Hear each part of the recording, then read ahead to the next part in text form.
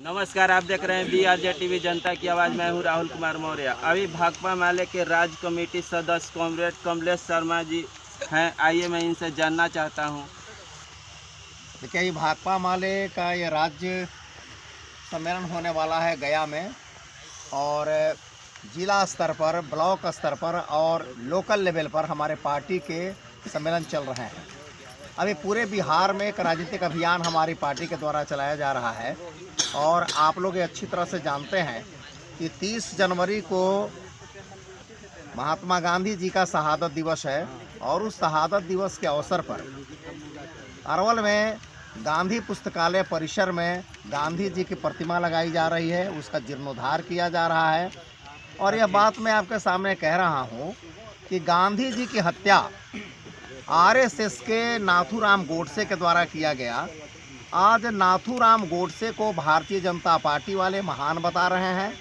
ये भारतीय जनता पार्टी वही है जिनके पूर्वज आरएसएस वाले आज़ादी की लड़ाई में जिनका कोई योगदान नहीं था। 1925 में आरएसएस बनी थी, लेकिन 1925 से लेकर के 1942 तक, जब इस देश में आज़ादी की लड़ाई काफ़ी सघन चल रही थी, इसके एक भी नेता और कार्यकर्ता शहीद नहीं हुए। चाहे वो गोलवरकर हों, सावरकर हों, कोई भी नहीं, एक नेता भी इनके जेल नहीं गए। और सावरकर, जिनको ये महान बता रहे हैं, ये 6 बार जेल से माफ़ी मांग करके बाहर आए, और ये गांधी के हत्यारे को आज महिमा मंडित करने का प्रयास किया जा रहा है।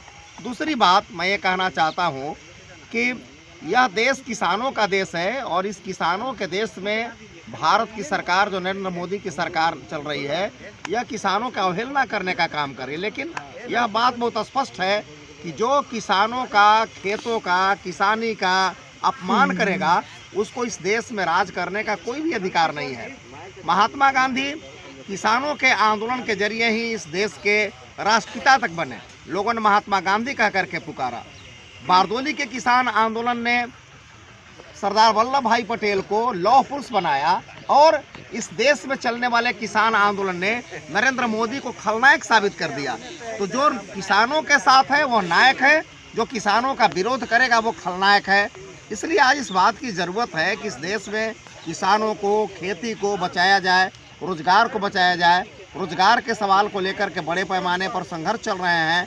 एक बहुत अजीब बात है कि हमारे देश में नरेंद्र मोदी कहते हैं कि 80 करोड़ लोगों को मैं दे रहा हूं मुफ्त में अनाज खाने के लिए। हमारे देश में कोरोना काल में 121 से बढ़ करके 142 अरबपति और खरबपति हो चुके हैं। यह अपने आप एक शर्मनाक बात है। किसानों की हालत ख़राब होती जा रही है, मजदूरों की हालत ख़राब होती जा रही है, उनको रोज़गार से वंचित किया जा रहा है, रोजगार, नौजवानों के हाथ को काम नहीं मिल रहा है। आप जरा देखिए, WHO जो विश्व स्वास्थ्य संगठन है, विश्व स्वास्थ्य संगठन ने यह साफ कहा है कि स्कूलों को खोलिए। दुनिया के 100 देशों में स्कूल खुले हुए हैं, पर बच्चों की पढ़ाई चल रही है। लेकिन यहाँ चुनाव में रैलियाँ हो रही है, लेकिन स्कूलों को बंद कर दिया जा रहा है, स्वास्थ्य सेवाओं को बर्बाद कर दिया जा रहा है। हम आपके इस मीडिया के माध्यम से मांग करना चाहते हैं कि स्कूलों को खोला जाए, नौजवानों के हाथ को काम दिया जाए, यहाँ के खेतों को पानी दिया जाए, और भारत की सरकार यहाँ के जो हमारे वीर पुरुष हैं, जिन्होंने देश की आज़ादी की लड़ाई में अपना महत्वपूर्ण योगदान दिया है, उनको अपमानित करना बंद करे। गोडसे को सम्मान देना और गांधी को अपमानित करने का काम वो बंद करे। महान चक्रवर्ती अशोक सम्राट के दया प्रकाश के विवादित बयानों पर, इस पर आप क्या बोलना चाहते हैं? दया प्रकाश सिन्हा का सीधा संबंध आरएसएस और भारतीय जनता पार्टी से है। दया प्रकाश सिन्हा आरएसएस का जो इतिहास का प्रोजेक्ट है, उसी पर वो काम कर रहे हैं।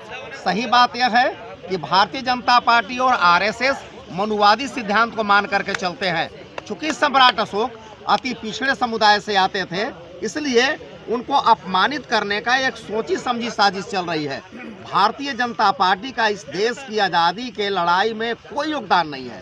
भारतीय जनता पार्टी का इतिहास गद्दारी का इतिहास है, और ये ब्राह्मणवादी सिद्धांत को ही चालू रखने के लिए, लागू रखने के लिए वो चाहते हैं कि सम्राट अशोक को, जिनको चक्रवर्ती सम्राट कहा जाता है, ये कहने में किसी को क्या गुरेज है कि हमारे देश का सिंबल है सम्राट अशोक के दो जो पिलर पर लगा हुआ जो शेर है, हमारे देश का को सिंबलाइज करता है।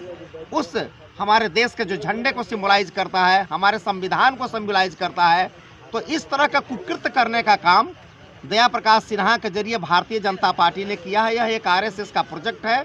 हम ये कहना चाहते हैं कि दया प्रकाश सिन्हा के दिए गए सम्मान की न केवल आपसी वापसी हो, बल्कि राष्ट्रद्रोह के मुकदमा करके और जेल में बंद किया जाना चाहिए। और 19 लाख युवक को रोजगार देने के लिए माननीय मुख्यमंत्री जी ने बोले थे, जो कि अभी तक युवक को रोजगार नहीं मिला। इसके बारे में आप क्या कहें?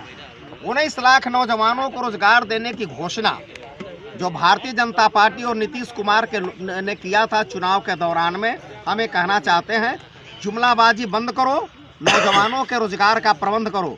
यह जुमलाबाजी तुम्हारी नहीं चलेगी, और तो हमारी पार्टी के नेतृत्व में चलने वाली जो इनकलाबी नौजवान सभा है वह पूरे राज्य के छात्र नौजवानों को गोलबंद करके और 1974 की तरह एक विशाल युवा आंदोलन का हम सृजन करेंगे और इस राज्य के सत्ता की चूल्हे हम हिला देंगे। आप देख रहे हैं BRJ टीवी जनता की आवाज़। मैं हूँ राहुल कुमार मौर्य।